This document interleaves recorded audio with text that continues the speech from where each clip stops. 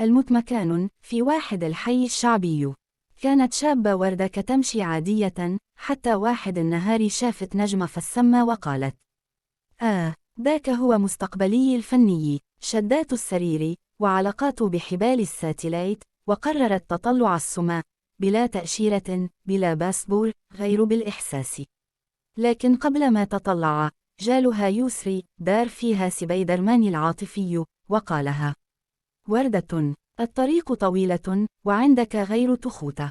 قالت له: ماشي مشكل، أنا ديجا طابلة علي الدنيا من التحت، نجرب نطيح من الفوق.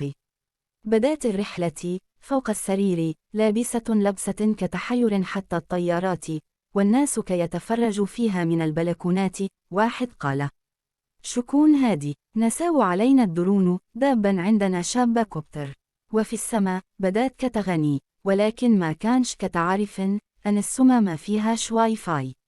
لذلك الطيارة دارت ليها بلوك، والقمر الصناعي قال: الله يعاون. الصوت خارج النطاق الفني. وفي الأخير طاحت، ماشي من السماء، ولكن من التريند، حيث خرج كليب جديد فيه واحد كيغني مع غزالة في المطبخ.